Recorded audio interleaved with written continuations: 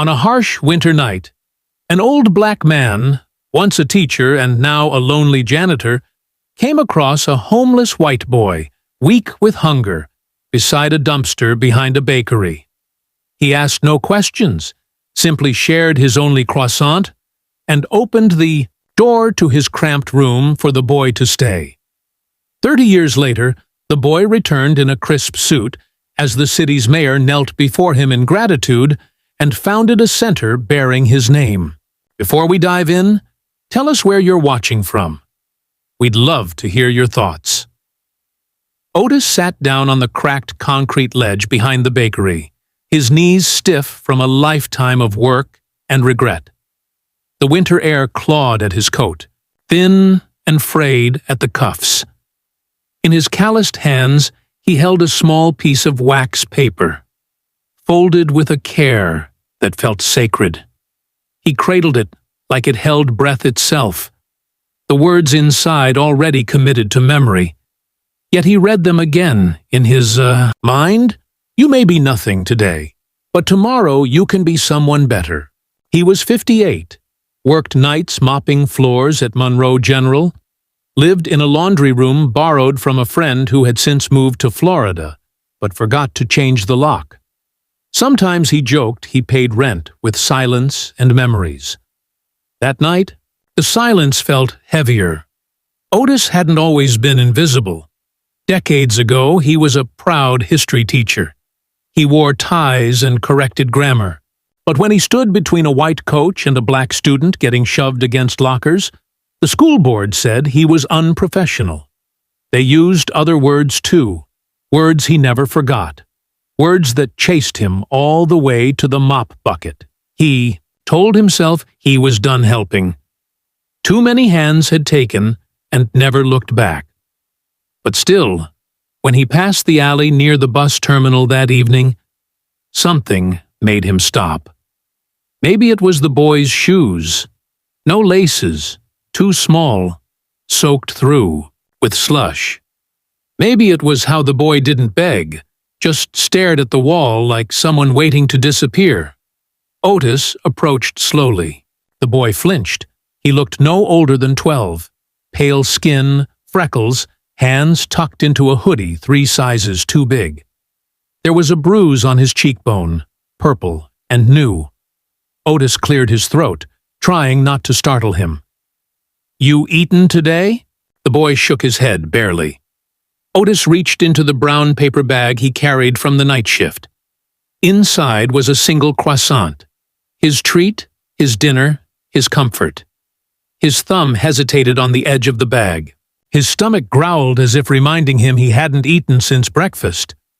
He looked at the boy again. The wind picked up. Snow whispered against the bricks. His voice wavered. Someone once gave me one of these a long time ago. Said I'd need it more than he did. I didn't believe him till much later. He extended the bag. The boy didn't move. Go on. It's just a croissant. Slowly, like he was expecting it to be yanked away, the boy reached. When his fingers touched the bag, Otis felt the boy's hands tremble. They were cold, too cold. Otis smiled, not with his mouth, but with his eyes. He pulled a pen from his coat pocket, tore a piece off the wax paper that wrapped the croissant.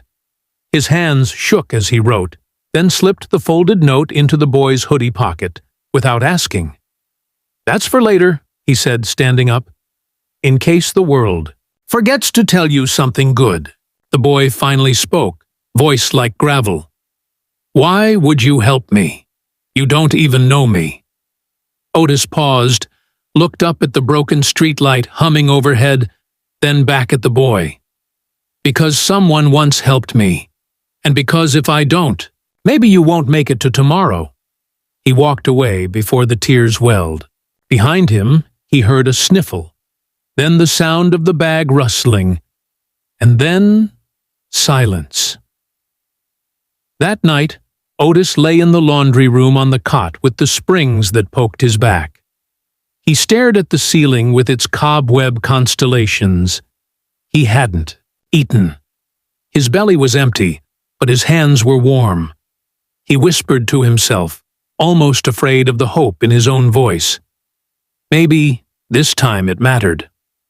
Across town, under a rusted awning, a boy named Elijah read a note in the dark by the light of a vending machine. His hands shook, but his heart, for the first time in a long time, did not feel alone. There were some mornings when Otis made 2 cups of tea instead of 1. He would set them both on the counter with a care that suggested ritual, not habit. 1 cup stayed untouched, the steam curling slowly into the air like a silent prayer. The other he sipped in silence, his eyes drawn to the corner where a second chair had recently been pulled up. Elijah had stayed for only a few days, but 2. Otis, they lingered like the scent of cedar after a storm. On the first night, Otis had handed the boy a thin towel and a washcloth, directing him gently to the bathroom with a nod. No questions, just space. Later, over a bowl of warm lentil soup, Otis broke the silence with a quiet story about a student who used to doodle stars on his test papers, failing math but memorizing constellations. "I was a teacher once," he had said, stirring the soup with the back of his spoon. "Got fired for protecting the wrong kid, or the right one, depending on who you ask." Elijah didn't ask. He just looked down at the spoon in his own bowl, lips pressed together, shoulders drawn up like he was expecting to be told to leave. But Otis never told him that. Instead, he handed him a worn paperback. The pages yellowed, the cover barely clinging on. "Start with the first paragraph out loud if you can." The boy's voice cracked, hesitated. Otis listened, not to the errors, but to the effort. When Elijah stumbled, Otis leaned in with a gentle, "Try again." When he paused, Otis waited, his patience a blanket around the moment.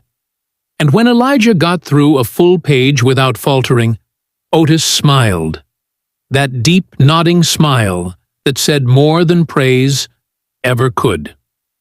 He taught Elijah how to fold laundry with care, not rush, how to clean up after himself without being told, how to speak up, not to be loud, but to be heard. And every night before bed, Otis would sit on the corner of his creaky cot and say something simple but heavy. You matter, whether you believe it or not. He never asked Elijah where he came from or why he showed up barefoot and hollow-eyed. Instead, one night, as the boy picked at a thread on his borrowed blanket, Otis said, "Everybody's got a place that hurts, but we ain't meant to live there forever. Just pass through." Elijah didn't respond, but he looked up, and in his eyes something shifted, just a flicker. Then one morning, he was gone. The cup of tea sat untouched, the blanket folded too neatly, the door left closed, not slammed. Otis stood for a long while in that stillness, holding the second cup of tea in both hands, watching the steam disappear. He didn't call the police, didn't walk the streets calling the boy's name. He just sat back down on the edge of his cot, rubbed his knees the way old men do when they're holding back ache, and stared at the door like it might open again. Later that day, he pulled out an old jacket from the bottom drawer, the same jacket Elijah had clung to the first night, the one Otis had wrapped around the boy's shoulders like a second skin. He folded it with deliberate hands, smoothed the eye creases, and placed it over the back of the chair Elijah had claimed. "If you need it," he whispered, as if the boy could still hear, "it'll be right here." The days stretched long after that. Otis still made the second cup of tea, still told stories to the empty room. He cleaned up more often, not because the place was messy, but because he didn't want it to forget what it felt like to be a home. Some neighbors asked about the boy. Otis just nodded and said he had somewhere to be. He never elaborated. Some folks assumed he was lying. Others figured the kid had been a figment of a tired old man's loneliness. But Otis knew better. Every now and then he'd glance at the jacket and catch a memory. A crooked smile, a shy thank you, the way Elijah had held the teacup with both hands like it was the only warm thing he'd ever touched. Otis didn't keep much, but he kept that chair, that jacket, and a hope that didn't demand results, not because he believed the boy owed him anything, but because he believed someone, somewhere, had once done the same for him. Outside, the city churned on, noisy, indifferent. Inside, in that dim little room, time moved slower, softer, and in the quiet hum of the heater, the clink of a spoon against a chipped mug, Otis waited. Not with desperation, not even with expectation, just with love. Because some gifts don't need to be returned. They only need to be passed on. The memory of that boy lingered like a glowing coal buried in the ashes. Otis rarely spoke Elijah's name, but his mind traced back to him, often quietly like a footstep on worn carpet, familiar and soft, but never fully gone. Some nights, when the rain tapped low against the tin awning, Otis would pause with a book half open, staring not at the words, but at the chair beside him. The jacket still hung there, a little thinner with time, but untouched, waiting. Life hadn't gotten easier. If anything, the weight had settled in more deeply. At the community library, Otis had once stood in line with an overdue slip in hand, hoping to renew his card. But the clerk, barely out of college, squinted at the screen and said he was flagged for prior disturbances. There was no explanation, just a blank stare and a request for him to step aside. He had done nothing wrong again and again. No one cared. He'd been accused of stealing a phone at the center, a shiny thing someone had dropped near the back door. Security found it a day later under a bench. But by then, Otis had already endured the stiff glances, the murmured apologies that never made it past the teeth. Not even a proper sorry, just a vague nod of dismissal. Years earlier, he had tried to adopt a young boy, Timmy, whose mother had overdosed behind the laundromat. Otis was the one who fed him, helped him with homework, made sure his shoes matched. But the system told him no. Unstable housing, no steady income, advanced age. The paper didn't mention that Otis had taught for 20 years, or that Timmy called him Grandpa when no one else listened. He had stopped fighting then, at least in the formal sense, but not in the daily ways that mattered. Ava had only worked at the shelter's front desk for 2 weeks when she first saw Otis walk in, with that quiet, slow gait and his mop slung over one shoulder like a flag. She was wiping tears from the corners of her eyes, her cheeks flushed from the tongue lashing she'd received over misfiled intake forms. When Otis saw her, he didn't ask what happened. He just reached into his pocket and pulled out a folded handkerchief, soft from years of use. "Here," he said, holding it out like it was something holy. "Don't let one bad voice become your echo." She took it, blinking hard, unsure whether to smile or cry again. "Thanks," she whispered. Otis nodded and turned back toward the mop bucket. That was all. The next day she brought him coffee, lukewarm and too sweet, but he drank every drop. After that, they talked more often. Nothing deep at first, just weather and baseball, and how the vending machine never carried the good granola bars. But one afternoon, she heard him mumble something as he was gathering cleaning rags. A name, Elijah. Just once, just a whisper. She waited until they were alone in the break room and asked, "Was he your son?" Otis looked up, caught off guard, then smiled a little. "No, not by blood." He sat down slowly, easing into the folding chair like it carried weight from another life. He stared at his hands before continuing. "He was a boy. Cold." Hungry, he came in one night like a ghost who didn't know where to haunt. I gave him tea, a place to sleep, some words that someone once gave me. Ava leaned forward, the handkerchief still folded in her pocket. And then he left. Otis said, like most do. There was no bitterness in his voice, just the soft finality of someone who had long ago made peace with open endings. He mattered to you, huh? Ava asked. He still does, Otis replied. You don't forget the ones you saw yourself in. Ava didn't press further. She just nodded, her fingers brushing the hem of her sleeve, eyes lowered in respect. And in the quiet that followed, a kind of understanding passed between them, wordless and rooted in something deeper than sympathy. That night, Otis passed by the chair with the jacket again. He paused as he always did, and for the first time in years, he said Elijah's name aloud. Just once. Then he whispered, to no one in particular, still wait and boy, but it's all right if you don't come back. You already did enough.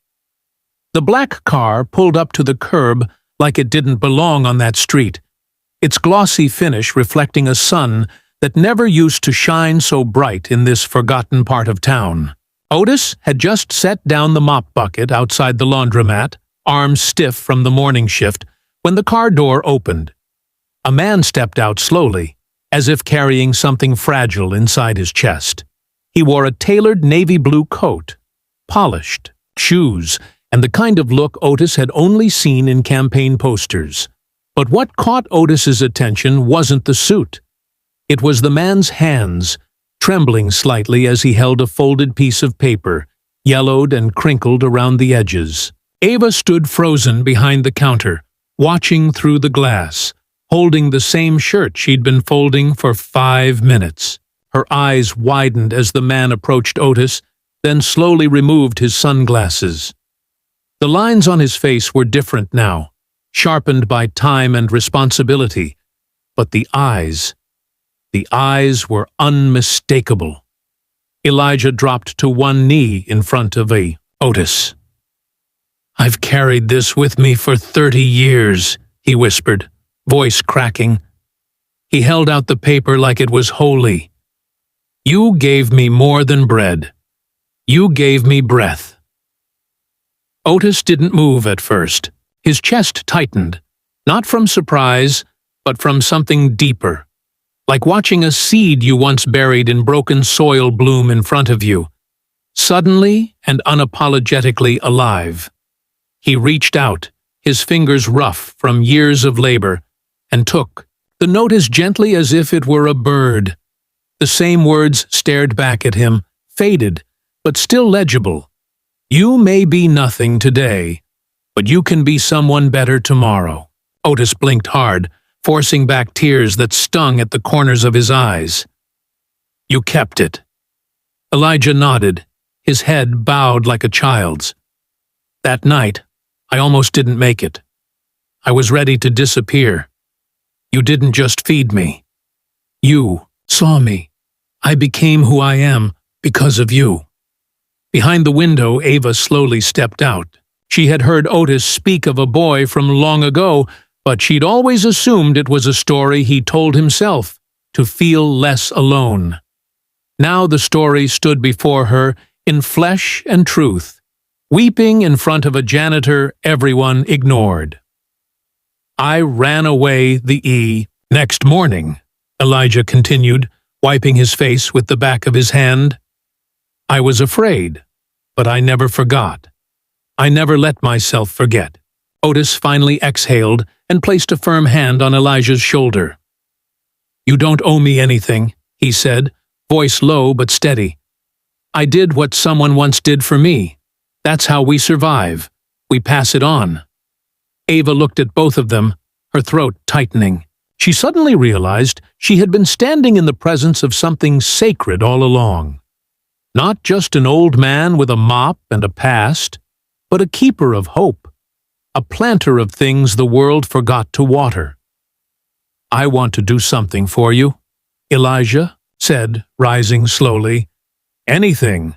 The city, my foundation, name it. Otis smiled faintly. Just promise me you'll pass it on again. I already have, Elijah replied, his voice steadier now. But it's time the world knows your name, too. The two men stood in silence, the air between them thick with memory. A breeze passed, tugging gently at the note still held in Otis's hand. He looked at it one last time, then carefully folded it back along the same creases it had known for 3 decades. You kept it, he said again, more to himself than anyone else. Inside the laundromat, the phone started ringing, but Ava didn't move. She just stood there, watching Elijah walk beside Otis, both of them stepping into the building like 2 chapters finally meeting at the spine of the book. Outside, the city continued its motion. Cars honked. Dogs barked. The wind carried dust across pavement. But in that small space between folding tables and dryer vents, something eternal had been stitched back together. Ava finally walked inside, her voice soft. Mr. Otis, who is he? Otis glanced at Elijah, then back at her. He's a man who came back, not for what he owed, but for what he remembered. And Ava, for the first time, truly saw Otis, not as a janitor, not as an old man bent by the years, but as someone whose kindness had outlived time and had finally come home to bloom. Monroe Foundation had never seen a press conference quite like this one. The City Hall rotunda, usually echoing with stiff shoes and political pleasantries, was now quiet with reverence. Reporters leaned forward. Cameramen paused between clicks. Children from the shelter sat in the front row, their legs swinging freely, under their seats, not yet knowing how much this day would matter to their lives. At the center stood Elijah Monroe, the mayor who once had no address to list on a school form. He cleared his throat once, twice, before speaking into the microphone, holding a folded slip of paper as fragile as his voice. 30 years ago, he began, glancing down briefly at the worn message, I was just a boy with cold fingers and no future. One man changed that with a sandwich, a coat, and this note. He unfolded the crumpled parchment and read the words as if reciting a holy text. You may be nothing today, but tomorrow you can be someone better. A murmur moved through the crowd like a breeze. Elijah steadied his voice, though it cracked when he spoke again. That man is Otis Claiborne, and because of him, I'm standing here. Today we open the ODS Foundation not as charity, but as belief made flesh. We will provide housing for displaced teens, mentorship for students, and trade training for those society has forgotten. As he spoke, a curtain dropped to reveal a bronze plaque. Ava, standing nearby, felt her breath catch. There, etched in sharp serif, were the words Otis Claiborne sent her for hope. Below it, in smaller script, loving hands once gave without asking. We now pass that on. Otis sat near the back, arms crossed, his jacket too thin for the air-conditioned hall. He had refused a seat up front, said something about not liking attention. He kept glancing toward the exits, like he might bolt any minute, but he stayed. Ava leaned toward him just as applause began. They're clapping for you, you know. He gave her a sidelong look. They're clapping for a story, he said, not the old fool who handed out a sandwich. She smiled gently. Maybe.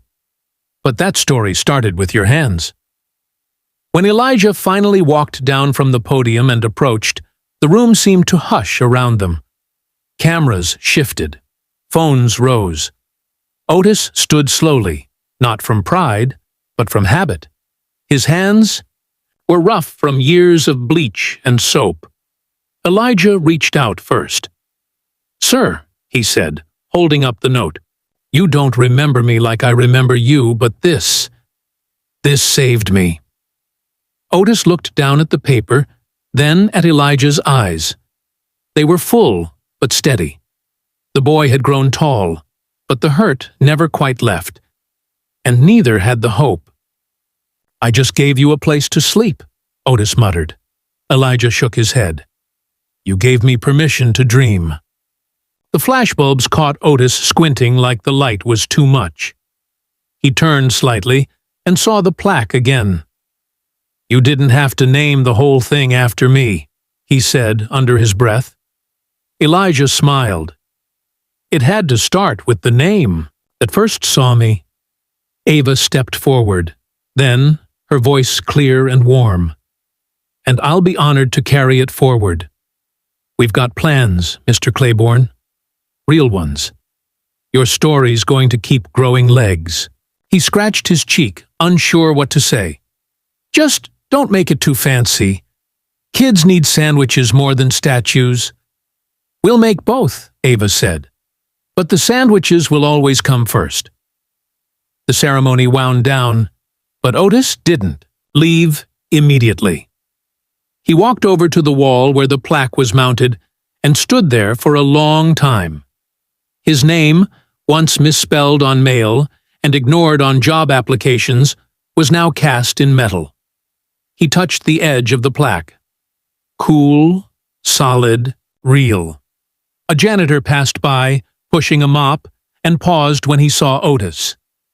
"You okay, sir?" Otis nodded.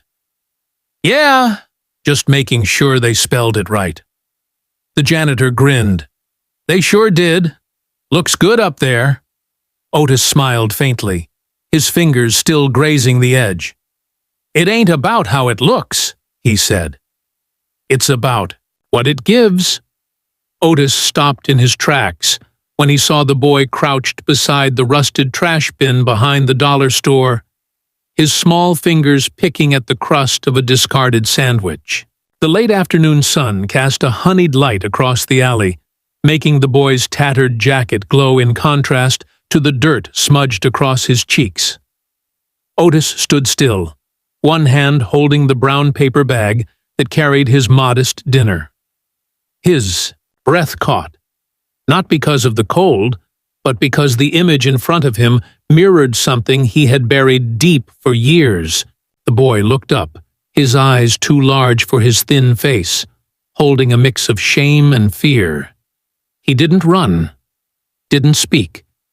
He just froze, one hand still gripping the crust like it might vanish if he let go. Otis swallowed, his fingers tightening, around the paper bag. He had promised himself not to do this again. He had given too many meals, too many chances, too many pieces of himself to people who disappeared without so much as a thank you. He remembered the time he offered his coat to a man outside the train station, only to see it sold the next day. The time he let someone sleep in his storage room and returned to find his radio stolen. And yet, even as those memories clawed at his resolve, another one pressed harder. Elijah, that bitter winter evening, the half loaf of bread, the trembling hands, the way the boy had cried when Otis handed him a warm sandwich and a piece of hope folded into a napkin. He had walked away thinking it was just another kindness tossed into the void. He had been wrong. Otis stepped forward slowly, careful not to frighten the boy. "Hey now," he said gently, his voice as soft as cotton. "You hungry?" The boy blinked at him, lips chapped, eyes narrowing with suspicion. Otis crouched down, the joints in his knees protesting with a quiet ache, and unwrapped his paper bag. Inside was a small turkey sandwich, still warm, a handful of grapes, and a hard-boiled egg. "I was going to eat this," he said, placing the bag on the ground between them. "But I think you need it more." The boy didn't move. Otis waited, his eyes kind but not pleading. "Ain't no catch. You take what you need." Slowly, the boy reached out, cautious like a stray animal, unsure if the hand before him was offering food or hiding harm. When his fingers touched the afifi sandwich, Otis could almost feel the hunger through his fingertips. The boy took a bite so fast, Otis was sure he hadn't even tasted it. Otis smiled faintly, then reached into his coat pocket and pulled out a small folded note. He had written it last week, not knowing why. It was the same kind of paper he had used all those years ago. He unfolded it, the creases familiar, and set it next to the bag. "This is for you, too," he said. The boy paused, chewing, eyes darting, to the note. Otis stood slowly, brushing off his pants. "It says tomorrow you can be someone better. Just don't give up today. That's all." The boy stared at him. A flicker passed through his face. Not gratitude, not yet, but something softer. Like the part of him that believed the world had nothing left to offer had been forced for just a second to reconsider. Otis turned and walked away. He didn't look back. He had learned long ago that you didn't do kind things for the reward of watching them bloom. Some seeds needed years, even decades, before they sprouted. Some never did. But that wasn't the point. As he rounded the corner, he heard footsteps behind him. Not running, not chasing, just steady. The boy wasn't following. He had just stood up. Otis smiled, a quiet tug at the corner of his mouth. He pressed his hand over his chest, where his heart beat slow and tired but steady. Maybe, just maybe, another seed had found soil.